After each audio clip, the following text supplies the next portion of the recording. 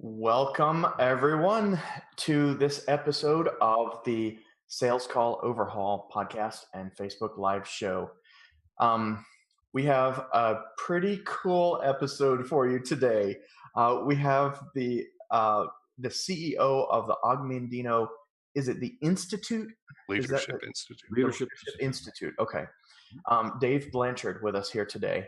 And we've been talking just a little bit already and just kind of shocked by the kind of things that he can bring out from just asking a couple of questions. But thank you so much for being here with us today, Dave. We're really excited to dig into it in a minute here. I want to let you all know about the Sales Call Overhaul giveaway.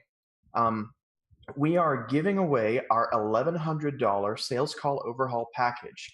Send in your sales call recordings, and we will transcribe them, timestamp them, give detailed notes on everything that broke down during that sales call. We will rebuild it from the ground up into a call that closes 10 to 15% higher than you were closing before.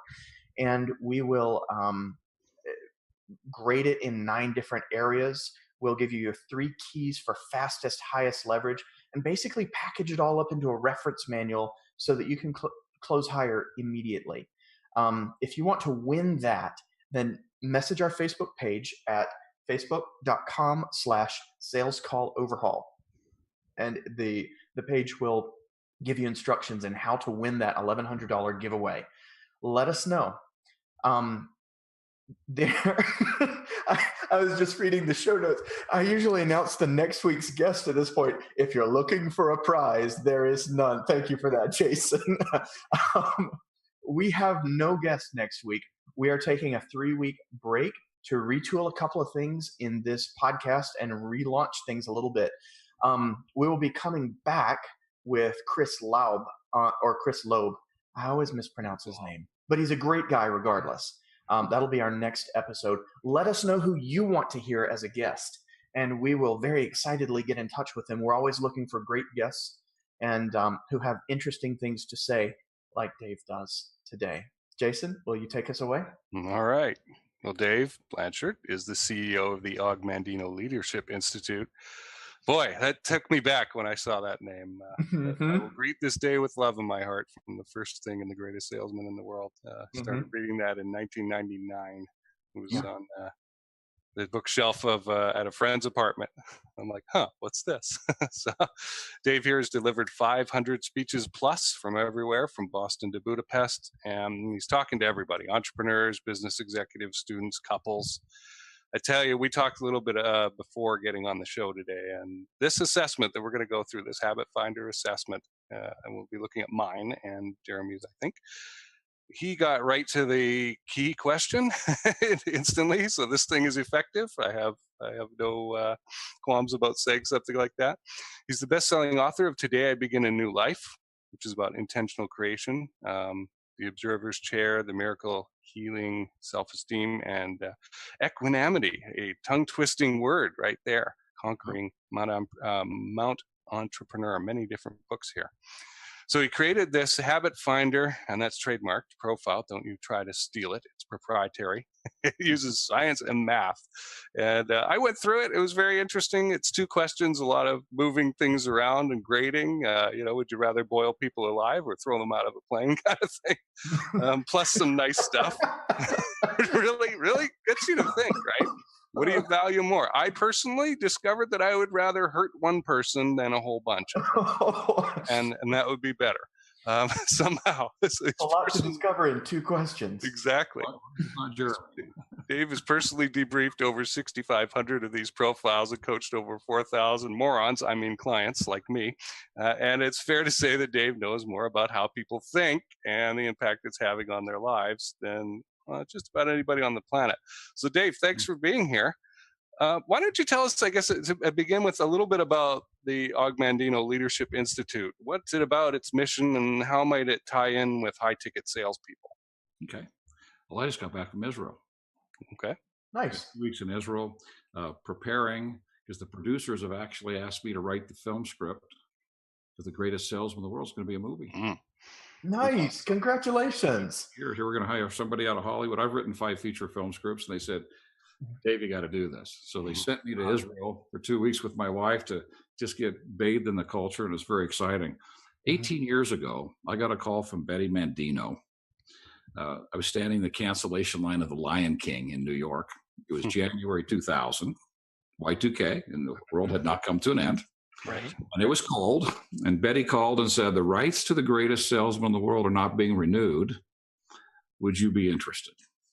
And I said, is this a rhetorical question? One of my favorite books, too. This is his 50th anniversary this year. This is his 50th anniversary. Incredible. Wow. And I said, Betty, absolutely. I was in the film business. I was writing and directing TV commercials. I was there for CNBC. And I came home, left the film business, went back to my roots from years before, being a coach and an executive and a business owner, and decided to take Og Mandino's principles and bring them into the 21st century. We need them now more than ever before. And the first thing we looked for was measurement. How can we measure the very habits Og is talking to us about? He said, I've surrendered my free will to these habits of thinking. The past deeds of my life have already threatened to impose me in a prison. I mean, oh my goodness. Our habits of thinking are just impacting every facet of our lives. So we wanted to be able to measure it. We spent 18 years perfecting a science that came out of the University of Tennessee, very complex science. How can we present this in a more simple way? Because we're very complex. The assessment has 6.4 quadrillion variables. No kidding. That's quite extensive. The assessment that Jason millions of dollars to get it to here. Pardon? The assessment that Jason and I took, the one with 2 questions on it? We have never seen, we've done this with 100,000 people now. We've never seen 2 people with the same measurements. We all see the world differently and can't figure out why everybody else can't see it the way we see it. Sure. But we've been able to identify a hierarchy, a mathematical hierarchy for what we would call balanced thinking, that when we're balanced, we're much more healthy. And the assessment tells us where we have habits of thinking that might be out of order. So we finally can know if someone wants to improve, where do I want to focus my time, my energy, and my resources to get to the real issues if we really want to improve? What we're going to go today is this is getting to the foundational piece of where we live privately. The conversation we're having with ourselves all day long is impacting every facet of our lives. Are we ready to go in there and work on this, or we just keep wanting life to show up differently? And a lot of people would rather just have life show up differently. And they keep spending lots of money finding someone who can show them how to make that happen. Right. And most of them are broken, and angry. So that's the business we're in. We're in the business of changing lives. Og Mandino's principles, proprietary training, and a proprietary assessment tool. Very exciting. We finally measure the very things we want to work on. That's great. That was a long-winded answer, wasn't it? That's good. That's what we're looking for. So that worked out. How might a hiring manager, executive use the assessment for vetting and recruiting work? Ooh, great question. We have a version of the assessment that's actually called Interview IC. The purpose for the assessment, you have an applicant take the assessment, and then the results show up only on the interviewer's computer screen. And a whole series of questions that can pass the EOC muster so you don't get in trouble, because you can't ask some questions in an interview. Of course. But isn't it true that when someone comes in to do an employment interview, they're on their very best behavior? We are seeing the best version of that person. If we don't like what we see, we better scuttle that one in a hurry. But if we really like what we see, the question for the employer is, can that be maintained? Will their habits of thinking, when they show up, impact this perfect presentation? And the answer is absolutely every time. So the purpose for the assessment for the interview is to get to the real issues in the interview. And then they can make a decision. Can I manage that? Is this person open enough, honest enough to be able to explore these things? If those issues show up, we could still have the conversation. And if we can, that's probably somebody I'd like to hire. If all the other pieces are there, skill sets, education, etc. But this is the reason why people are fired, because they don't have the habits of thinking that support the stress level, the responsibilities, etc. So an employer can actually finally know before they ever do the hire how they're going to be showing up 2 or 3 months from now. And I'm being redundant for a reason. Yeah. And how comfortable am I with that? Can that be managed? And how, most importantly, how aware is this person of that habit and how it's showing up? Because if someone says, yeah, I get really opinionated sometimes. And I do need to be right. And it's caused me some challenges, but this is what I've been doing to try to overcome that. The fact someone would even go into that discussion says high level of awareness, they know what's going on here. I can manage that because I want someone who's a visionary, who's got effortless thinking, who's really engaged. Well, those people are going to get attached to their ideas. And if we can manage that piece, I've got the benefit of their creativity and their awareness of getting stuck on the idea. Good person. Hire that one. Yeah. Great question. I haven't been asked that question before. That's a good one. I've got a follow-up for that one right there. A lot of us in the sales and operations communities, we tend to put a lot of weight on measurement of various types. And so we look at different things that we might categorize as personality tests, some kind of psychological assessment. And we say, okay, we've got DISC, we've got Myers-Briggs, we've got Colby, we've got the Habit Finder, we've got Dave Carlin's, the OMG, will a salesperson sell kind of thing. We've got all these different ways of assessing someone. How do we assess the assessment? What we need from an assessment? What does that make sense? Oh, if I scripted your questions, I would have put that number 2. Is that on the list? Okay. I don't see it on the list. Okay. Tighten up your seatbelt because this is going to be a little hard for some people to hear. Let's go for it. We love controversy. 2 sciences. Okay. One's called inductive science. We're trying to induce a diagnosis. We're asking a series of questions, and the construct is so that someone doesn't just fake the questions. Still hard because it can still be manipulated a little bit. Because I'm trying to think, what do they want to hear? So they'll hire me, a little bit of that. What am I trying to say here? They're trying to induce a diagnosis. Am I a high D? Am I an ISNF? Et cetera, a personality. Deductive science. And this is the first time deductive science has been introduced into this arena.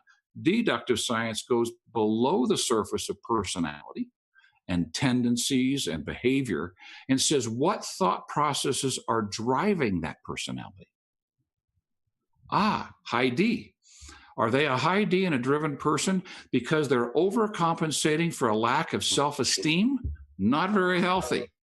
Okay. Are they driven because they're clear and confident and capable? That would be a good high D.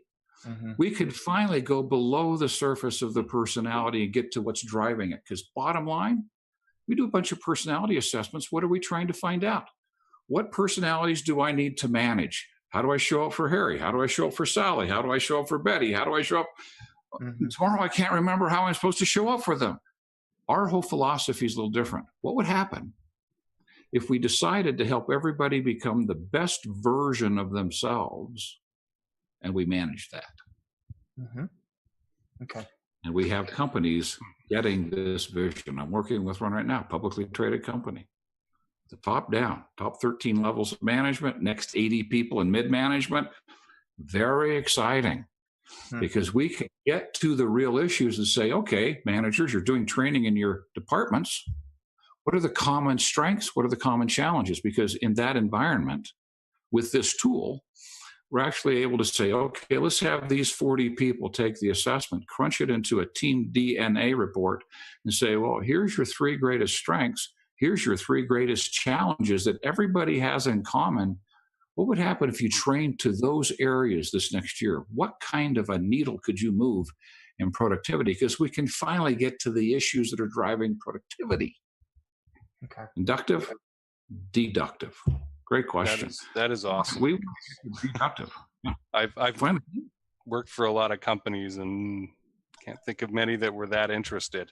Most of the time they would just hand you a sales manual, here's the product manual, or in the factory management roles that I've had, just figure it out as you go. Mm-hmm. Yeah. With the so it's great to hear that there's people out there who value this at the senior level. We have to. Yeah. Because we've taken corporate America and turned it upside down. Mm-hmm. We call it systemic: right, wrong, win, lose, life, death, black, white, all, nothing, quotas, not quotas. That's all systemic thinking. Extrinsic thinking is common sense, practical judgment. Intrinsic thinking is valuing the human being. Interesting statistic.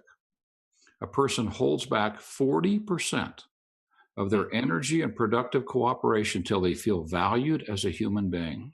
Mm-hmm. Well, if we've got it upside down and it's rules before the people, we probably are never going to get there.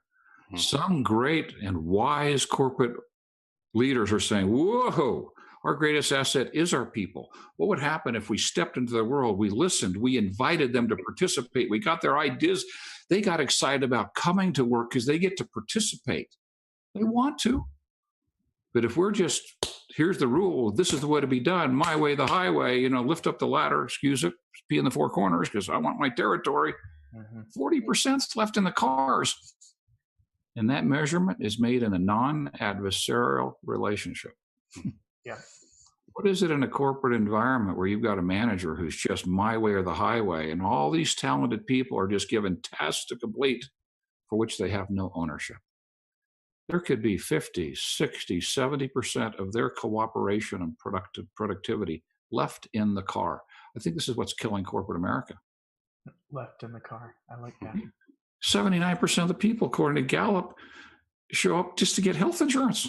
Right. I agree. You need to get a job done. This matches up really well with a change management expert I worked with for a couple of years back, talking about co-creation and how trying to put in a new system, a new process, just you would get resistance if you didn't try and use co-creation because they wouldn't own it. If it was imposed from above, people would just get pissed off and not be involved. But on the other hand, if they were involved, then they would drive it because it was theirs, right? And I can see how your assessment would help out a lot in getting their involvement.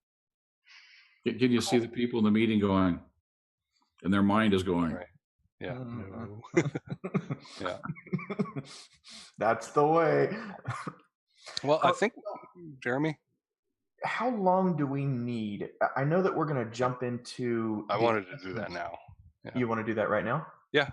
I wanted to go into it, have a look at it, and then ask the question afterwards, based on what we saw, how would that apply to salespeople, high-ticket salespeople, right? Yeah. In terms of freeing up their ability or being able to manage them, coach them.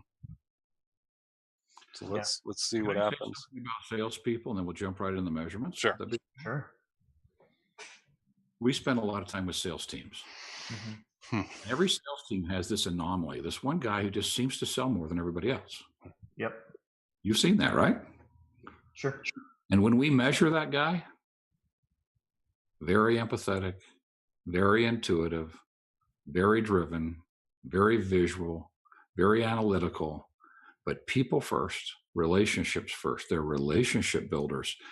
They build trust in people, and they show up to solve their clients' problems. And they outsell everybody who's got a quota. Most sales training, the manager and the top two guys would never use. That's tragic. We're trying to tell everybody else to do it a different way than the successful guys because we don't think they've got it. But when we do the measurements on a sales team, guess what we find? Empathy, intuition. We find the same thought processes, but we're not fostering them. We're not developing them in the individuals. We're giving them quotas and driving them and putting a thumb on them, and we're crushing them instead of inviting them to be all that they can be. Yeah. It's tragic. It's tragic. All those do make sense to me. The part where you said visual, highly visual, that is not intuitive to me. That I don't see where that particular item would play in. All the other ones, they're like, oh yeah, I see how that works with a great salesperson. What does highly visual have to do with it? I would use the word consultative selling. Okay. Yeah. Walk in to visit with a client, and if I've got a gift that allows me to vividly visualize and they're explaining, I'm beginning to see their processes and how it could all fit together. And I'm not there trying to pump a certain product that's got the best margin for the month, right? I'm trying to find out what the problem is. Oh, I know exactly how we ought to handle this. Yeah. This is what we need, because we could put that in here and put this over there. And we could, can you feel the difference between the vivid visionary who brings that and ability to listen? Yeah. To really listen and ask empathetic questions until that client feels understood. Everybody's got this wall of resistance. And in a sales situation, that wall is really high. I mean, you've been in sales, you walk in to see a customer, you got to kind of get past the wall. Well, we don't do that by throwing up or being excited or pitching the greatest deal. We do that by caring enough to really listen. Ask them what it is that they need. What do we want to create here? And all of a sudden, they start to feel trusting. That brings down the wall of resistance. Their cooperation floods out, and we can start to create something magnificent that will actually serve them. Great salespeople do this intuitively. Some people don't believe other people can do it or don't know how to even teach it. And sometimes the best salesperson doesn't make the best manager because they don't bring their own gifting to their training. Sadly. Anyway, there we go. So that's why. Vivid visualization. The other reason for this, and this is the first place we're going to go on the assessment. I'll open this up. Okay. And I think I'm going to want to shift from this one to our other one here. So bear with me just for a half a second. All right. And we are seeing your screen now. Yep, you are. Okay. Here we go. This is where I want to go. Jason. Okay. I want you to see it. This first area of our assessment is called My Dreams. Okay? So what are my thought processes in terms of what should be driving me and how clearly can I see? And I see four measurements that we see so commonly in entrepreneurial, independent, and even salespeople. In the world in which we're in, so much is required of us that sometimes we get into a state of obligation. Have to, should, must, need to. Just for those of you who are listening to this, ask yourself, how often could I catch myself actually saying, when asked, what are you doing this afternoon? Oh, I have to go to this meeting, or I need to make this phone call. Is it actually creeped into our dialogue? Because in the assessment, and everybody in this listening, and you too, if you do join me and just put your hand on your heart. Oh, okay. That's the green. That's the real Jason. That's the I want to, I get to, I choose to. I will command, obey my own command. It's doing the next right thing for the right reason because you want to, get to, choose to. We all know when we're in this space, it's exhilarating, it's passion-driven. And then life comes along, it starts getting a little heavy, and we decide every morning to strap on this backpack full of bricks. Have to and should and must and need to, and we make it harder than it needs to be. Those of you who are listening, when you take your assessment, if you have this measurement, just know you're the green. You can make a choice in the morning. I want to. I get to. I choose to. Me, not my thought process. I will command, and I'll make these thought processes obey my command. I want to do this. I want to take this on. It just says there's a lot going on in your life. This is an interesting one. It's called perfection. And a lot of salespeople get stuck in this. And both of you have this measurement, so we can talk about it. Right. So do a lot of salespeople. The unrelenting, unyielding Got that? Unrelenting and unyielding pursuit of the unachievable. Jeremy, when I said that to you before, I said, you're a perfectionist. You said, oh no, I'm much better than that. Right. Hilarious comment. The audience could have heard it spontaneously from you. But a lot of people are driven by perfection, which means, since perfection's not attainable, not really. Right. Not by ourselves. Right. That we're always living just a little bit under perfection, which means we're falling a little bit short. Mm-hmm. And we can go to self-esteem in a minute, and we can talk about how is this impacting the dialogue I have with myself about myself. It's one of the great destroyers, because all of a sudden I feel like I got to work harder and do more. And the whole motivation around being driven is trying to get to something that's unachievable. This is a measurement of an Olympic athlete. Mm-hmm. Sadly, and no offense to Olympic athletes, they rarely have any other facet of their life that functions well, because they're so focused on driven, getting that 1/10 of a second or 100th of a second off that clock. Right. My invitation is focus on excellence. That's the green. That's the real you. Excellence. Excellence is achievable, and it can be celebrated. Because if you were, both Jason and Jeremy, the first two people on the planet ever to be totally perfect, and I'm talking about mortals here, for anybody that's got religious beliefs like mine, if you actually got there, this thought process wouldn't let you celebrate.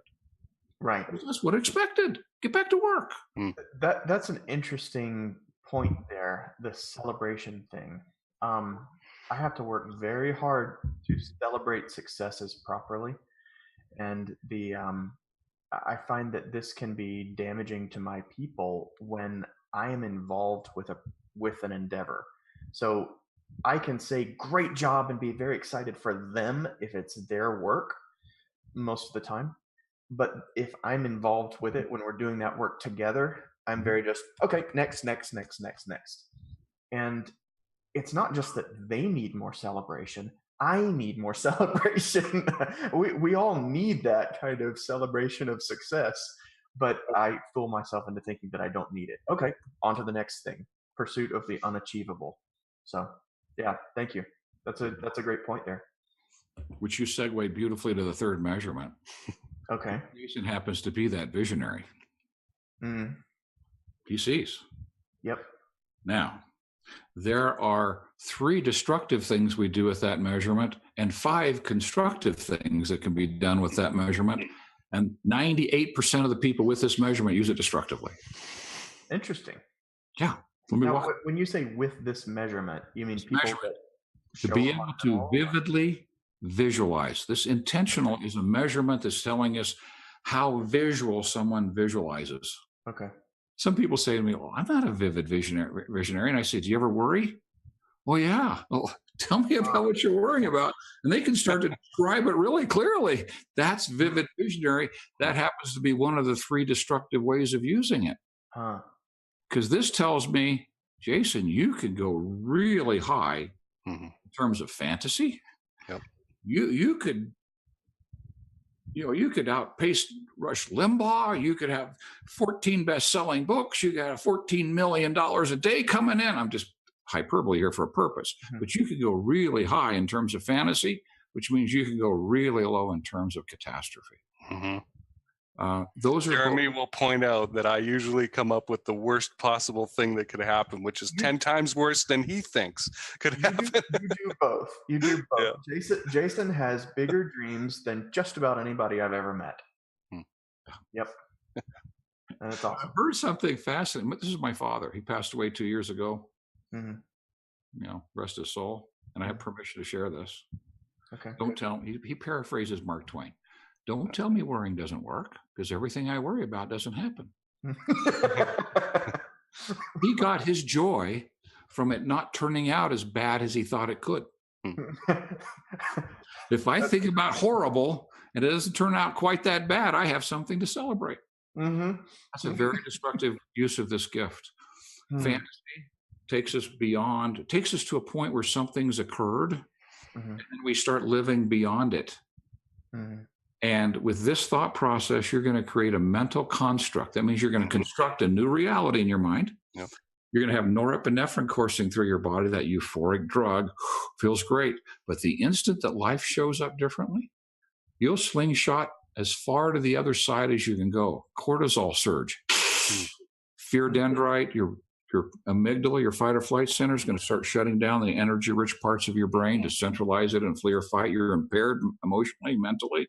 That's a depressing, awful place to be. We can slingshot between euphoria and the dark dungeon of despair and discouragement with this gift. I didn't plan on buying anything during this interview, but where do I sign up for coaching? Well, I'll pause for a moment and share with you. When you take the assessment, there's a button underneath the opening video you can click, and anybody on this show can have a 30-minute free consultation with a habit finder specialist. Now, let me tell you, since we're in sales, we know about sales techniques, that everybody can see coming. Sure. If one of our representatives use one, they're fired. We're not in the business of selling someone. We're in the business of helping them identify what they need and what's the best place for them to go first and help them do that. That's what the consultant does. They walk through these measurements. They help a person see where do they need to go. So just so those are watching, if you want to take the assessment, click on the button, spend the 30 minutes. We're happy to give it to you. We're in the business of changing lives. Now, I want to go to the positive part. And we may not get past this one set of measurements today. That's okay. This is the core of most people's assessments. This is the cause of most of their angst. Expectation that's unmet. There are 5 ways to use this gift. And if you use it one of these ways, and I've got you wired to a functional MRI, we will see parts of your brain ignite that are normally dormant in a human being. It'll ignite passion. Passion drives action. Sadly, in the world of self-improvement, we've kind of been led down a primrose path that if you visualize with enough intention, somehow it'll magically manifest.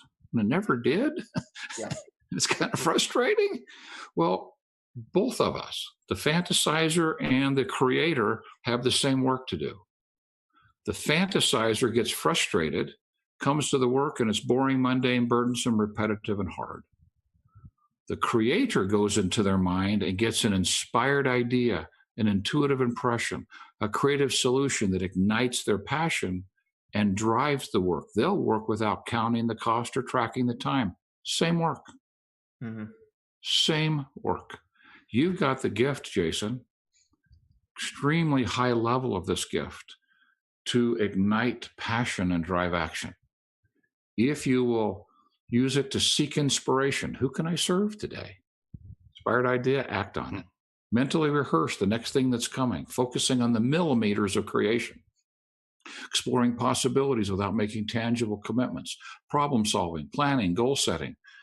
I'm staying in creation today. I'm not going to go into fantasy. I'm not going to go into catastrophe. I'm going to go into one of these 5 exercises, and I'm going to ignite my passion, and it's going to drive my action, and I'm going to focus on the next millimeter between where I am and where I want to be. And at the end of the day, Jeremy, I celebrate the creation of that millimeter. And the next day, I get another inspired idea, intuitive impression. I create the next millimeter, and I celebrate, create, celebrate, create, celebrate. And we start to find this magical thing called equanimity. I wrote the book about it. It means peace of mind.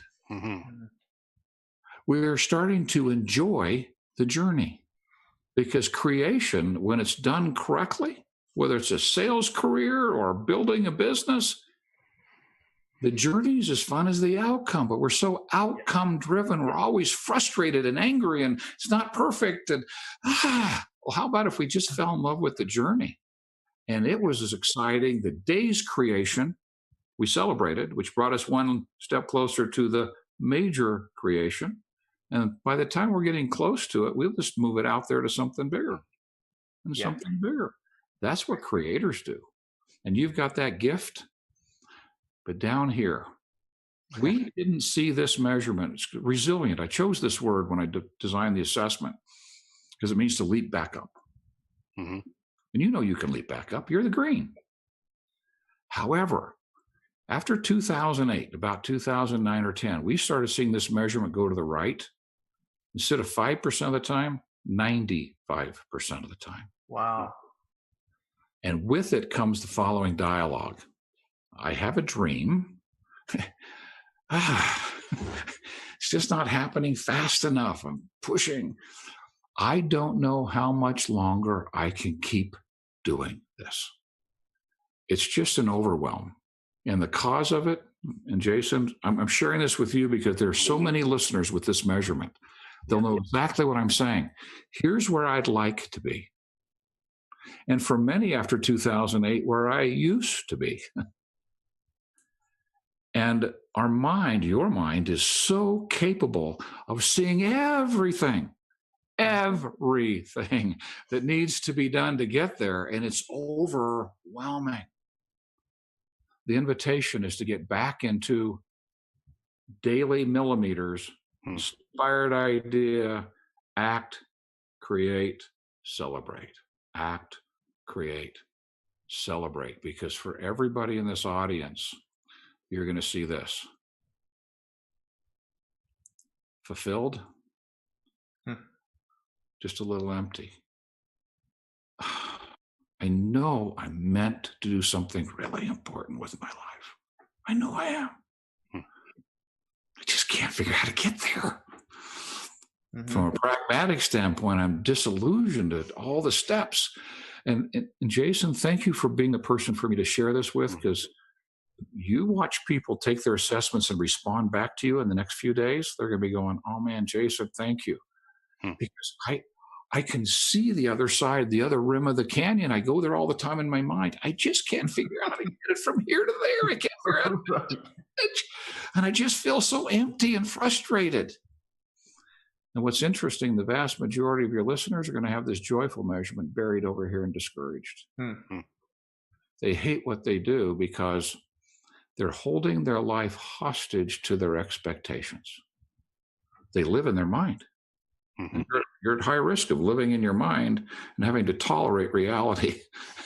Right. What would happen if you decided, I'm speaking now to everyone who's listening, if you decided to live present in the now, made this your permanent residence, and you went into your mind to get an inspired idea or an intuitive impression or a creative solution, and you focused on creating the most you can with what you have, and then celebrating that creation and doing the same thing the next day. We all have different clay to start with. I've got a neighbor who gives each one of his kids $13 million when they get married. Okay. I hope they're grateful. They're incredible children. They're just incredible children. I don't know about you, but everything I've created with the help of God, I've had to create on my own. Everything from the ground up. And that's for the most of us. And we get into this comparative reality of, I wish I had their clay. I wish they had their. We don't. We have this clay. Yeah. So we take what we have, we use our mind to get an inspired idea, and we create the most we can with what we have. For those listening, I want you to just go like this. I choose me. Because so many of us are trying to be somebody else, somewhere else, doing something different. We want it different. And we're living in resistance and resentment and frustration and emptiness. And instead of just taking the clay we have, whatever it is. And sometimes people say to me, Dave, but you don't know my clay. And I go, it's your clay. It doesn't matter who knows it. It's what you've got. It's what you have. It's your clay. Now, focus on taking it and creating the most you can by going into your mind and getting an inspired idea, an intuitive impression, a creative solution of how I could take this and move it a millimeter toward my bigger goal, and then a millimeter, then a millimeter. And we start to have joy in the journey, and that's equanimity. Equanimity, conquering Mount Entrepreneur. It's all about the journey. Join the journey. Because we go to this last one, and then we'll be done. All right. This is self-esteem. Jason, you've got a really healthy self-esteem. It's nice to hear that, though. Well, unconditional is the single most important measurement in the assessment. 85% of the time, we're finding it way over here, and I've got conditions on my worth. I'm only valuable if. Wow. You know you're valuable. You also are forgiving when you make mistakes. Your thought processes support you in that. Now, everybody's green, but it's hard to forgive yourself when you got a thought process that's burdened by guilt. It's hard to be unconditional if there's all kinds of conditions on your worth. That's those habits that want to yank us out of this green. Mm-hmm. There's only one spot I would have you look at. Yeah. And you know it's driven by perfection. It's this belief that I must sacrifice my time, my energy, and even my well-being to serve everybody. It's an obligatory. It's that self-directed measurement, have to, should, must, need to, and perfectionism coming together to just take away your health. For everybody listening, I'm asking Jason, in proxy for all of you, are you taking care of yourself? Are you on your own radar screen? The way you eat, the way you exercise, the way you sleep, having time to read and take in great material. And are you taking care of yourself, or are you sacrificing you for the benefit of everybody else? This is really the airplane. I just got back from Israel, as I said. Every time we climb on a plane, what do we hear? Put on the oxygen mask first before you put it on somebody else. Mm-hmm. The only thing that's impacting your self-esteem is that belief you need to sacrifice you. Be a nice thing to let go of. Now, there's another whole half of the assessment. It's our thought processes about people. If I went over to just a couple of things. This is Jeremy. Look at this clarity. Empathy is the same measurement as unconditional. Can I see my own worth? Empathy, can I see it in others? Can I see the value in their physical attributes, skills, talents, their belief systems? Can I accurately assess a belief system that's harmful? Candid, can I confront inappropriate behavior? Jeremy, when we're in the sales team, we see most managers who, it's like an infraction. They're going, well, I'd like to say something, but at least they're showing up, you know, and they pulled it up till the gunny sack's so full, and then they dump the whole gunny sack all at once, and the sales guy's going, why are you so emotional? All I said was, because they're giving tacit approval. This is a problem inside corporations everywhere. Communication only comes when you can't take it anymore, versus knowing how to address issues when they happen. Compassionate. I do talk to these yellows just mean they're not perfectly balanced. But, Jeremy, this is your natural gifting. Yeah, he has dealt with some uncomfortable people, situations that I would prefer not to. And I don't consider myself a cowardly person, but I'm really glad he was there. Now, actually, you know what? The result would not have been good if I had talked to those people, those particular individuals. Definitely don't always get results. Which is awesome. No, but I think it's better than me roaring over them. Lawnmower. Candid diplomacy, sure. But Jeremy, this is interesting. Do you ever have strong opinions about the way things ought to be done? Once in a while. And the partner laughs. Isn't that great? Isn't that great? I asked the question. Our producer probably bears the brunt of that when I get into micromanaging something that I should not be touching. I was like, no, that's not business owner level stuff. This is systems that I should not touch. Let them do their job, and there's a lot of learning to do in that area. Yep. Went right to this because so many on this phone. Mm-hmm. Well, let me ask everybody the question. What do you do to quiet your mind? Mm-hmm.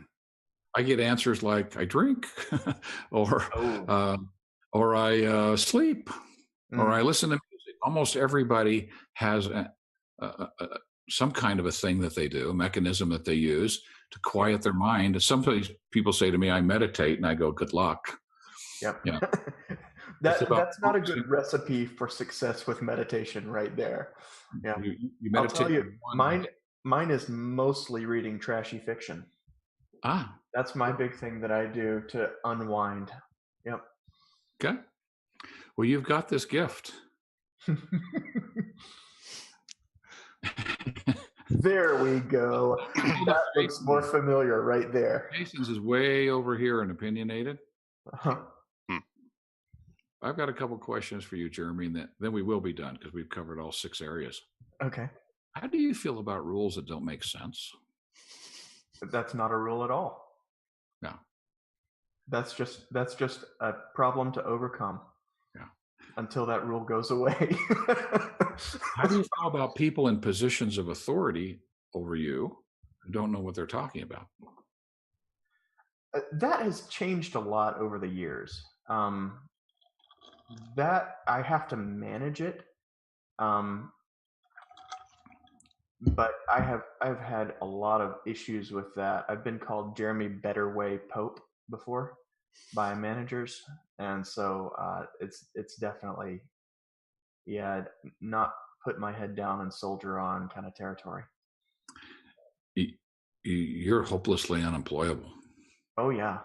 Oh yeah. Totally. I can't keep a job more than about a year. I'm done after right about a year. That's my maximum. Yeah. Well, don't go back. Right. oh no, never again. You are so entrepreneurial. When people see this, left, right, this is called an entrepreneurial set. Interesting. I resist structure that doesn't make sense. I resist authority because this thought process doesn't want you valuing title or position. Right. It values competency, contribution, character. That's important, is it not, for an entrepreneur? Yeah. If you're an employee, you just have to suck it up and say yes, sir, or yes, ma'am, because they write the check.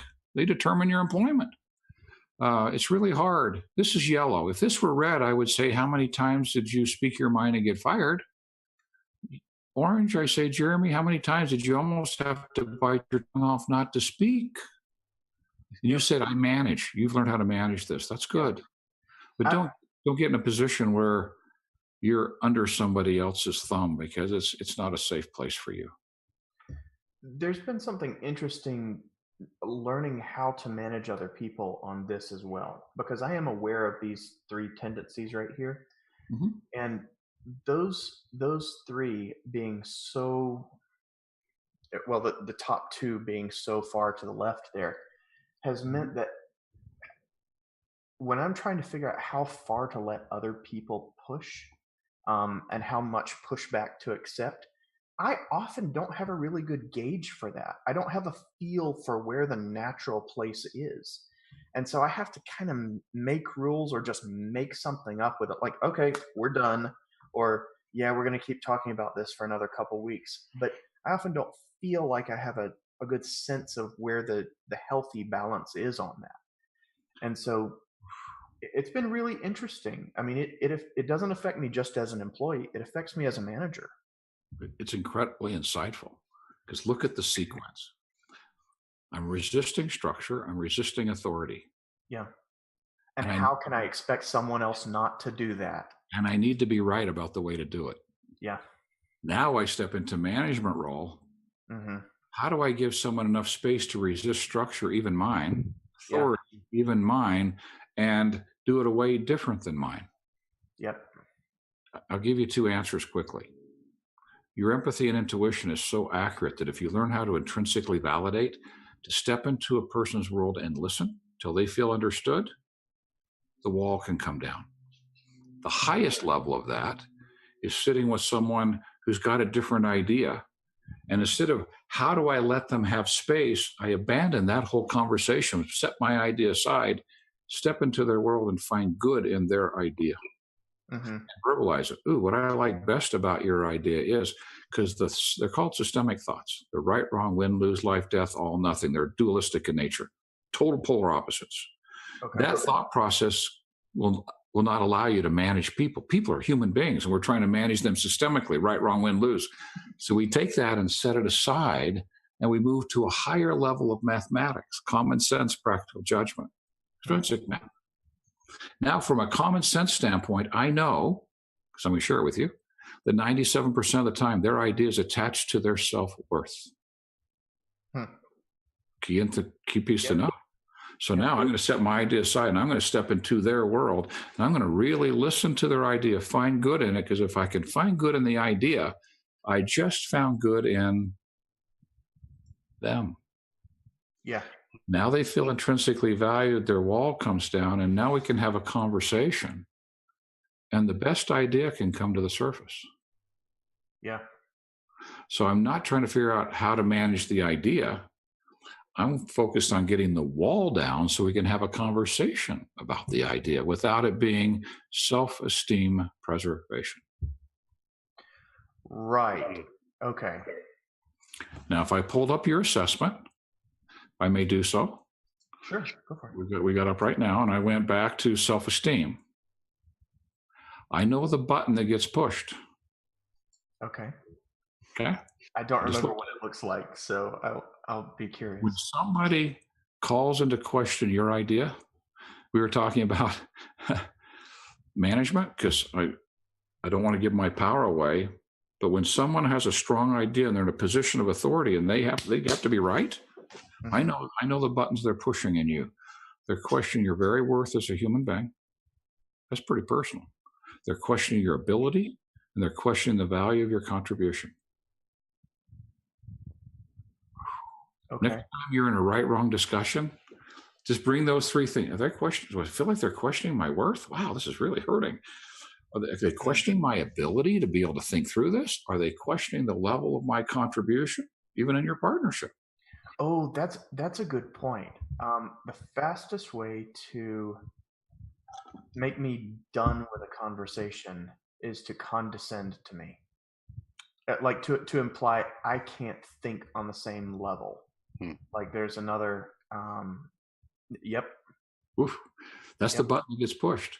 I know the button that gets pushed with Jason when he has a strong opinion and you maybe aren't listening. You are questioning his contribution. Yeah. That's a really sensitive button for Jason. Yep.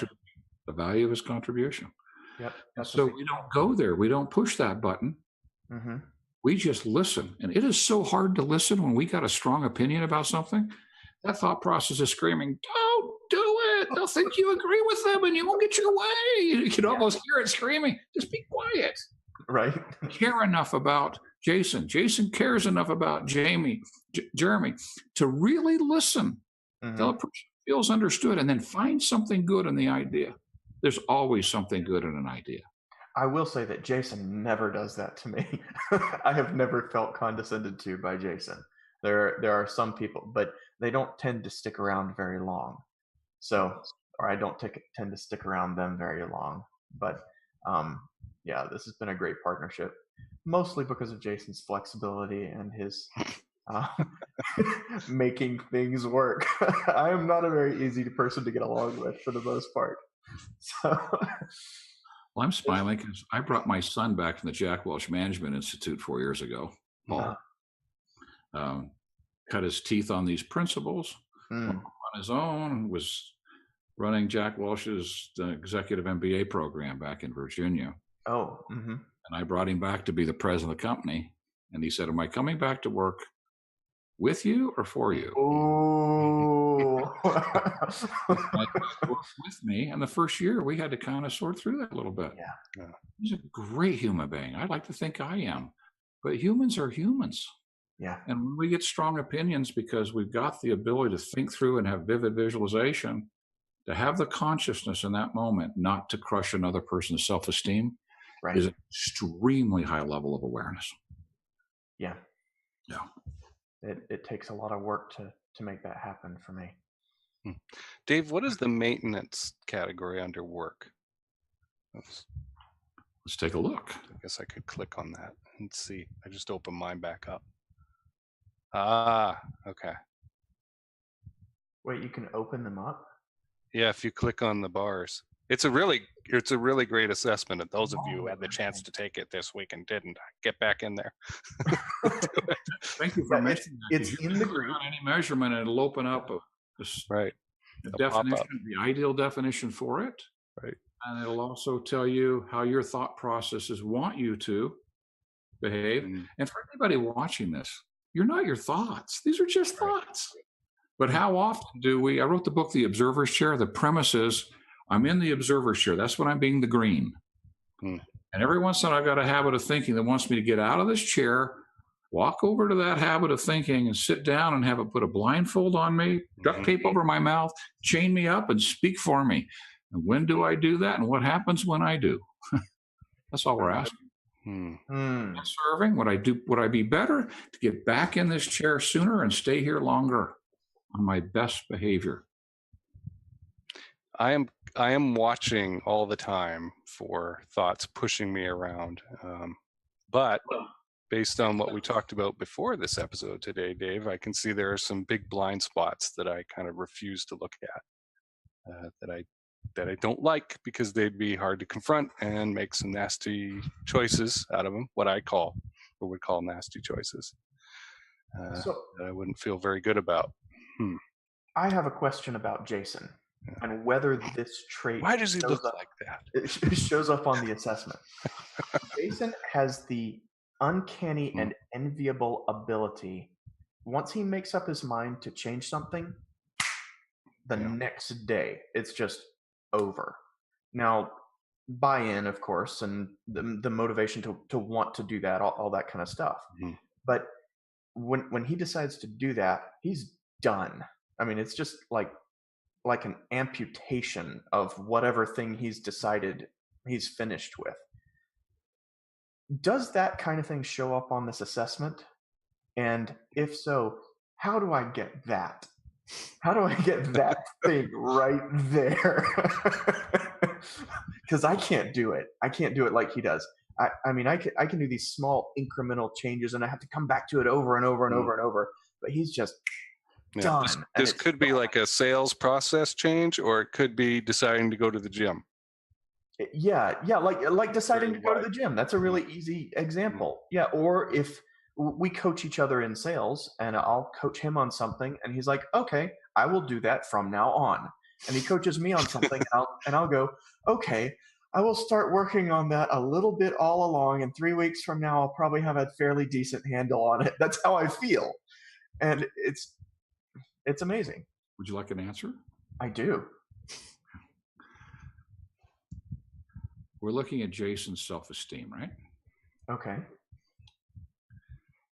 And other than one measurement where he sacrifices time, energy, and well-being to try to serve everybody, he is almost crystal clear. Extremely rare. Yeah.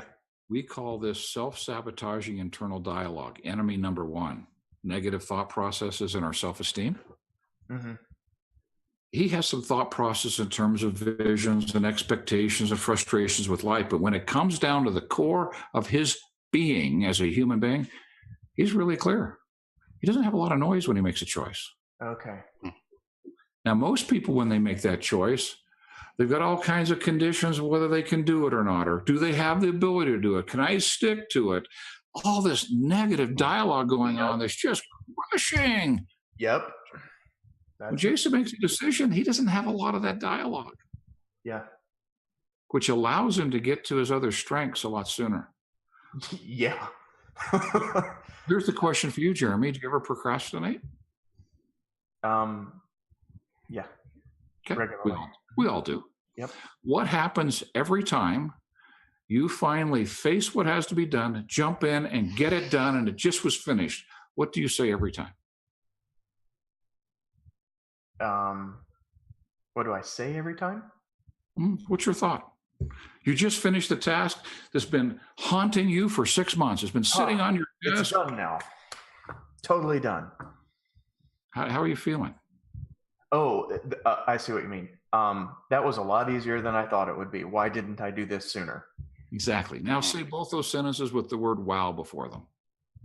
Wow, that was a lot easier than I thought it would be. Wow, why didn't I do that sooner? You've got the gift. It's a natural genius to jump in and do something and get it done. But you've got a dialogue that's telling you may not have the time or the energy or the ability. And That fear keeps us in a delay, till it can't be delayed anymore. You shut off the noise. Yeah.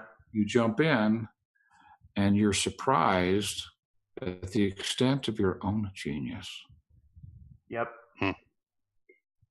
How long have you played delay, jump in, surprise? Delay, jump in, surprise. It's a recent thing, probably only about 36 years. But I'm answering your question about Jason. He doesn't have as much of that negative dialogue playing in that decision to jump in and just do it. Yeah, that is fascinating. He just does genius a little faster. You got to get past the negative dialogue, and it sometimes takes urgency for you to get there. Yeah, interesting. Not commitment, but urgency. Yeah, because I from the outside looking in at Jeremy, I'm not surprised at all when he does something. In fact, I'm the one looking at him going, I wonder if I could do that, if I chose to do that. It's like, I have more faith in you than you do. Different from the outside than they do from the inside. Yeah. Well, maybe that's the gift for you today, Jeremy. Yeah. I'm not surprised you do anything. Well, you said you wanted to go be an astronaut. I'd be like, okay, guess he's going to do that now. I wonder what I can do to shove some stuff over at him that might be helpful. Everybody else sees it. Yeah. You get to witness it when you jump in, and there are three thought processes and self-esteem that's telling you it's not there. What's the truth? Yep. What's the truth? Everybody else sees it. You get to witness it when you finally jump in, but there are three thought processes telling you don't have that gifting. What's the truth? Well, everybody else they have a lot more perception available to them than I do. You've got a lot of natural genius. End of discussion. Right. I thank you for letting us go here, because this is one of the great discoveries in assessment tools. When we're doing assessments with people, and those of you who are listening to this today, don't focus on all the measurements that are out of balance. Focus on all the green ones. Jeremy's interesting, balanced in all the clarity of how to do something, except for he just wants it done his way. But that's the only measurement out of balance in all of those thoughts. And that's just entrepreneurial. It just takes a little bit of energy to get there. Okay. And so the message is, it's Bob Newhart's message. You ready for it? Just 2 words. Stop it.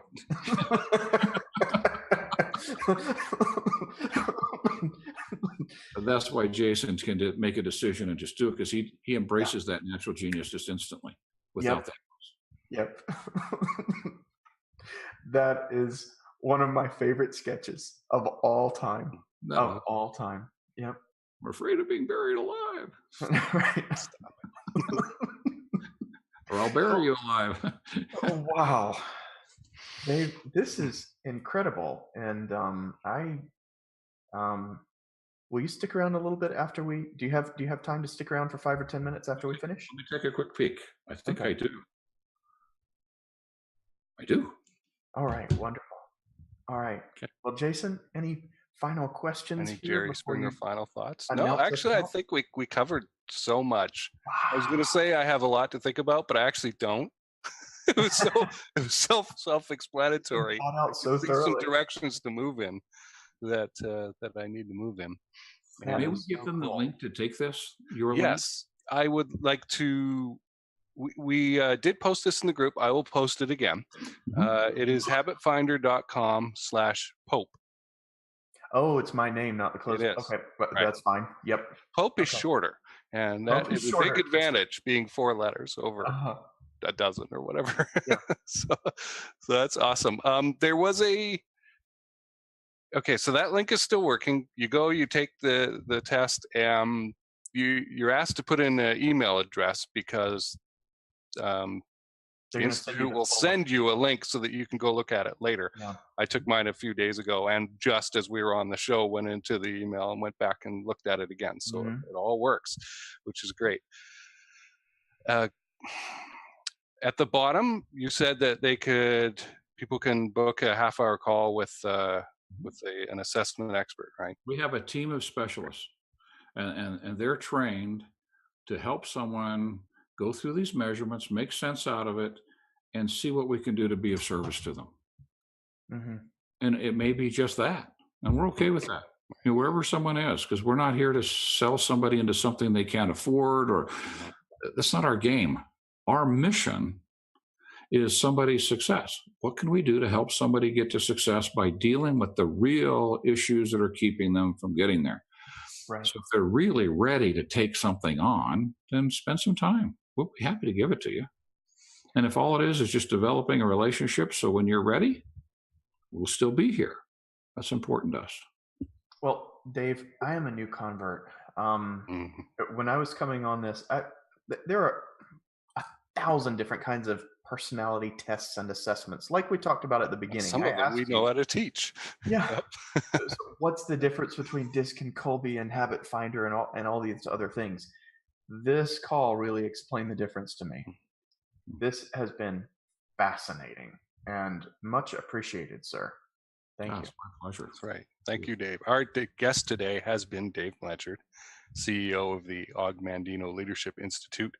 The assessment is Habit Finder. You can get your free Habit Finder assessment by going to habitfinder.com/Pope, and make sure you do that. Don't let this chance slide by, because this has been great. This is the end of season 2 of Sales Call Overhaul, the live show. We will be back on June 15th with season 3 with Chris Lobb. Thank you for watching.